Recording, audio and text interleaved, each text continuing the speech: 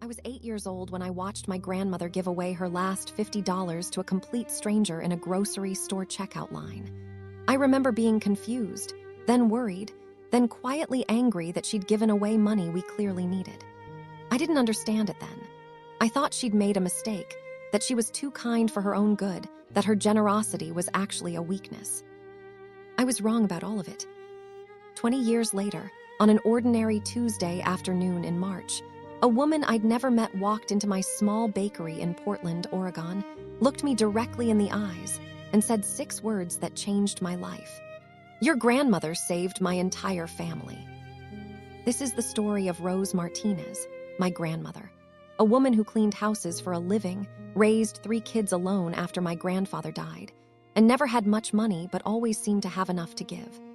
This is the story of Margaret Chen, the stranger who received that $50 and spent 2 decades trying to find us. And this is the story of how one moment of sacrificial kindness created ripples that reached farther than any of us could have imagined. My name is Sophia Martinez.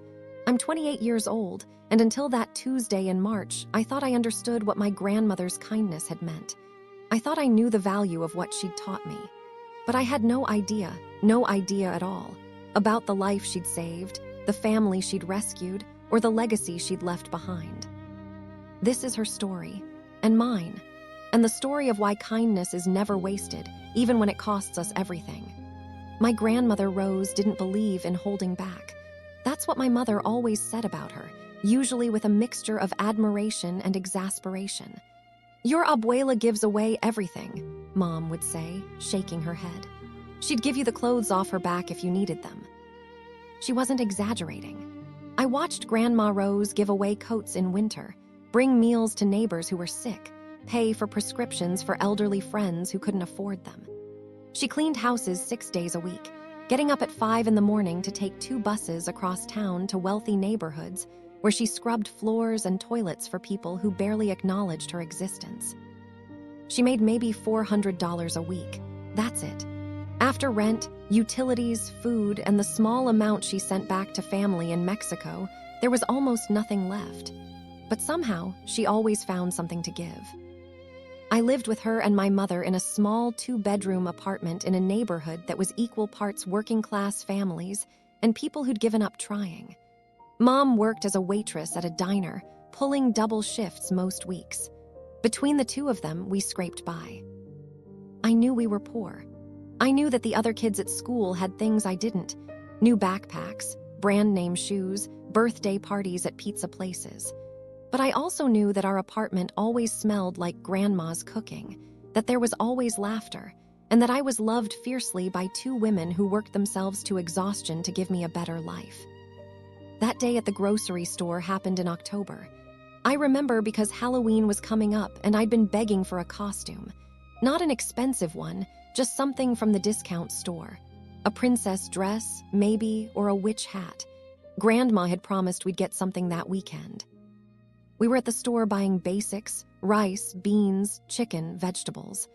Grandma calculated everything carefully, keeping a running total in her head. At the checkout, she pulled out an envelope with cash, her week's pay, minus what she'd already put aside for rent. That's when I saw the woman in front of us. The woman ahead of us in line was trying not to cry. I noticed that first, the way she kept blinking rapidly, swallowing hard, holding herself very still like movement might make her fall apart. She was Asian, probably in her 30s, with 2 little kids clinging to her legs. A boy, maybe 4 years old, and a girl who couldn't have been more than 2. The kids looked scared. Not rowdy or energetic like kids usually are in stores, but quiet and watchful in that way that means they've learned to read their parents' moods for survival. The cashier was scanning items: bread, peanut butter, diapers, formula, a gallon of milk. Basic stuff. The kind of groceries you buy when you're counting every penny and prioritizing survival over comfort. When the total came up, the woman's hands shook as she tried to pay with a card. It was declined. She tried another card, also declined. Then she pulled out cash and started counting, her face getting redder, her breathing faster. "I'm sorry," she whispered to the cashier. "I thought I had enough. I can put some things back." "Which items?" the cashier asked, not unkindly, but with the weariness of someone who'd seen this scene 100 times. The woman looked at her groceries. Her eyes lingered on the diapers, the formula. The bread, I guess, and the peanut butter.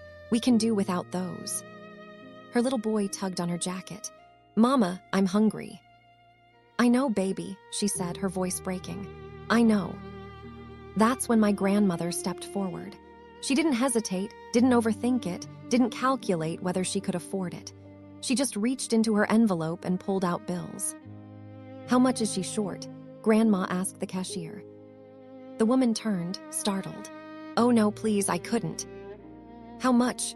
Grandma repeated gently. $47 and change, the cashier said. Grandma pulled out $50, the crisp bills she'd separated that morning for something specific, though I didn't know what, and handed them to the cashier. For her groceries. The woman started crying. Really crying, not the quiet kind she'd been fighting. I can't accept this. I don't even know you. You don't need to know me, Grandma said simply. You need groceries for your bobbies, take them. I didn't say anything in the store. I was too shocked, and I'd been raised not to question adults in public. But the moment we got on the bus heading home, I couldn't hold it in anymore. Grandma, that was your costume money, I said quietly. You were going to buy me a Halloween costume with that $50. She looked at me with those dark, kind eyes that always seem to see right through to your heart. Yes, Mija, I was. But now we don't have it. No, we don't. I felt tears prick my eyes. I wasn't trying to be selfish, but I was 8 years old and I'd been so excited. Why did you give it to her? We don't even know her. What if she's lying? What if she just wanted free money? Grandma was quiet for a moment, looking out the bus window at the city passing by. Then she turned to me and took my hand. Sophia, let me tell you something. When you see someone drowning, you don't ask them for their life story before you throw them a rope. You just throw the rope. But we needed that money too, I protested. We're poor too. You work so hard and now. We're not poor, Mija. We're broke. There's a difference. I frowned, not understanding. Poor is a mindset, she explained. It's when you think you don't have enough, so you hold tight to everything and never share. Broke is just a temporary situation. We don't have much money right now, but we have enough. We have a home. We have food in the refrigerator. We have clothes and love in each other. That woman, she didn't have enough. Not today, so we helped. But my costume. I'll make you a costume, she said firmly. I'll use old sheets and fabric scraps, and I'll sew you the most beautiful ghost costume you've ever seen, or a princess, or a witch, whatever you want. It won't cost $50. It'll cost me a few evenings of work, but I have those to give. I was still upset, but something in her words made sense even to my 8-year-old brain. You think she really needed it? I saw her eyes, Mija. She needed it. Will we see her again? Grandma smiled sadly. Probably not, and that's okay. Kindness isn't about getting thanked or repaid. It's about seeing someone's need and meeting it if you can. That's all. Grandma did make me that costume. She stayed up 3 nights in a row after her cleaning shifts, hand-sewing a princess dress from old curtains someone had thrown out, using buttons and ribbon scraps she'd collected over the years. It was beautiful. More beautiful, honestly, than anything we could have bought at the store. But that's not what I remember most about that Halloween. What I remember is how Grandma taught me, through her actions, that generosity isn't about giving from your abundance. It's about giving from your need and trusting that somehow it'll work out. We scraped by that month. It was tighter than usual, but we made it. And the next month, and the one after that. Over the years, I watched Grandma continue to give. She never became wealthy, never stopped cleaning houses or taking the bus or counting every dollar. But she never stopped helping people either. When I was 12, she paid for a neighbor's car repair when the woman couldn't get to work without it. When I was 15, she bought groceries for a family who'd just been evicted and were living in their car. When I was 17, she paid the electricity bill for an elderly man who lived down the hall. Mom used to worry. Mama, you can't save everyone, she'd say. You need to save something for yourself, for retirement, for emergencies. This is what I'm saving, Grandma would reply. I'm saving relationships, I'm saving dignity, I'm saving souls. That's worth more than money in a bank. I left for college on a full scholarship when I was 18, worked my butt off to get it because I knew we couldn't afford tuition. I studied business and culinary arts, dreaming of opening my own bakery someday. A place that would serve the community, hire people who needed second chances, and make the kind of food that reminded people of home. Grandma was so proud. She came to my graduation even though the bus ride was 3 hours each way and her arthritis made her knees ache. She sat in the audience, crying and clapping louder than anyone. She died 2 years later. Heart attack. Quick and relatively painless, the doctors said. She was 68 years old. At her funeral, our small apartment building's community room was packed. I'd never seen so many people. Neighbors, people from her church, families I didn't recognize. They all had stories about how Rose had helped them, paid a bill, brought food, offered encouragement, saw them when they felt invisible. She saved my life, more than one person said. I realized then that my grandmother had been rich, not in money, but in the ways that actually matter. After Grandma died, I threw myself into work. I saved every penny from my job as a pastry chef at a downtown hotel, living in a tiny studio apartment and eating ramen more nights than I care to admit. But I had a dream. I wanted to open a bakery that would honor Grandma's legacy. It took 6 years. 6 years of saving, planning, applying for small business loans that kept getting rejected, working overtime, and refusing to give up. Finally, when I was 28, I opened Rose's Kitchen, a small neighborhood bakery in a working-class area of Portland. It wasn't fancy, just a small storefront with 6 tables, a display case for pastries, and a kitchen in the back where I made everything from scratch using Grandma's recipes.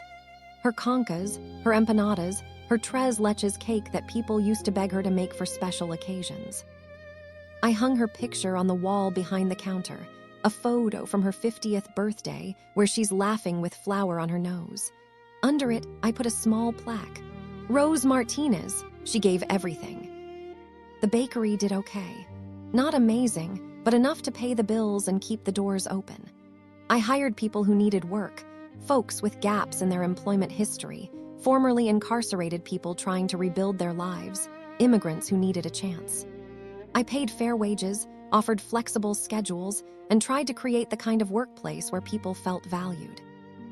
I also started a tradition that I knew Grandma would have loved. Every day, whatever didn't sell by closing time, I'd box up and take to a nearby shelter. Nothing went to waste. Nothing went uneaten. People in the neighborhood started to adopt the bakery as their own. It became a gathering place, somewhere you could sit with coffee and pastry, somewhere you could bring your kids after school, somewhere that felt like community. I thought that was the legacy. I thought that building this place, creating jobs, feeding people, and honoring Grandma's memory was the point of the story. I had no idea the story wasn't over. It was a Tuesday in March, 20 years almost to the day since that moment in the grocery store, though I didn't realize it at the time. I was in the back kitchen, up to my elbows in dough for tomorrow's conchas, when my employee Marcus called back. "Sophia, there's someone here asking for you. Can you take a message? I'm kind of in the middle of." "She says it's important, says it's about your grandmother." That made me stop.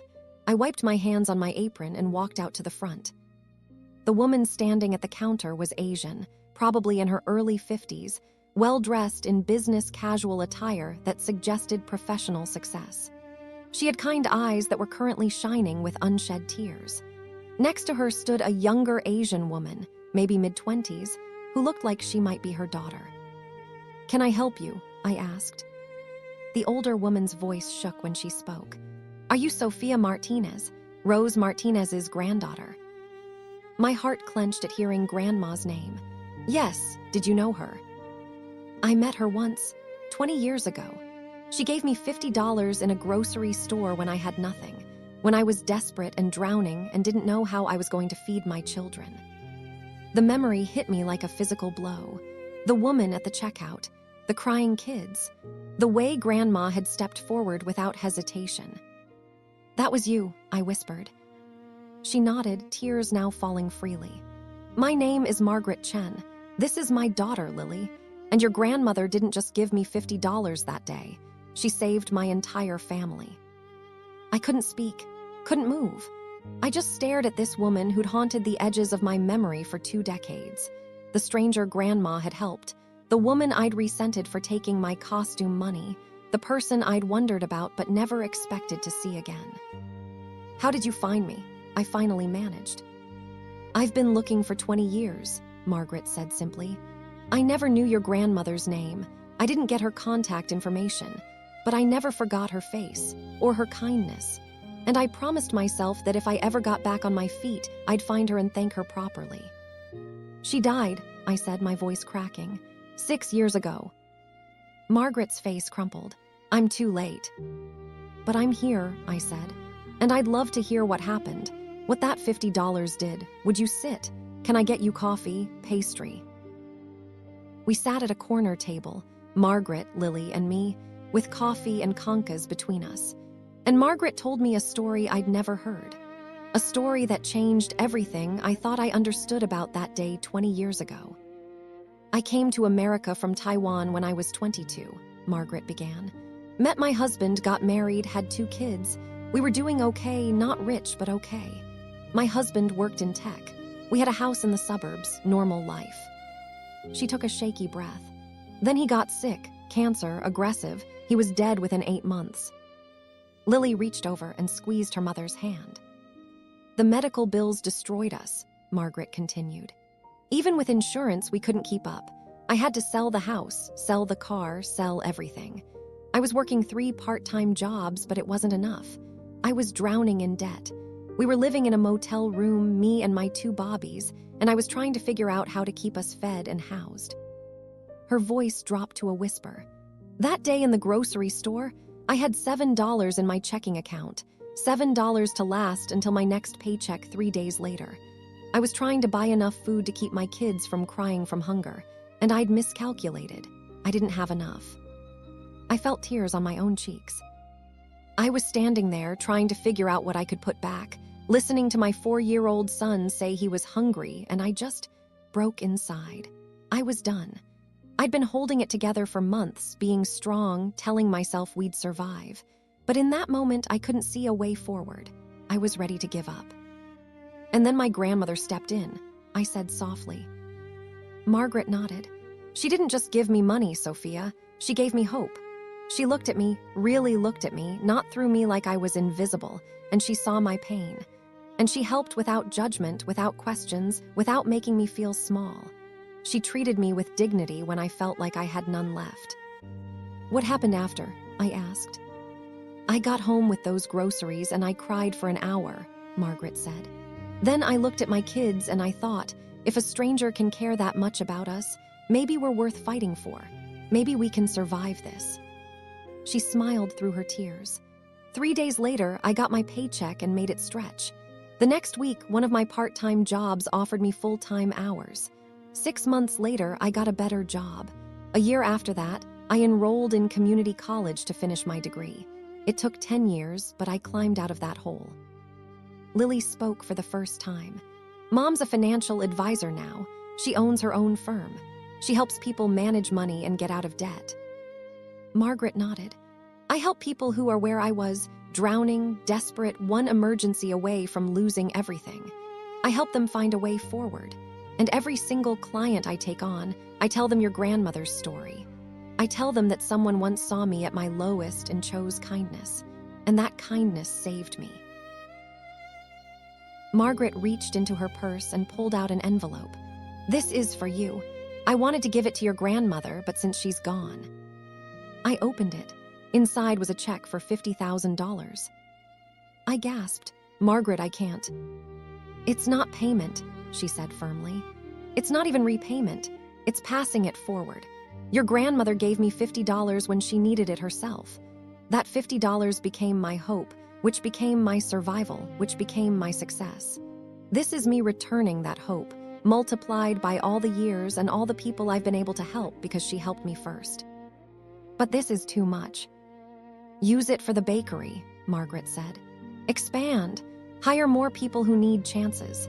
Start a program to teach baking skills to people trying to rebuild their lives. I don't care what you do with it, but use it to keep your grandmother's legacy alive.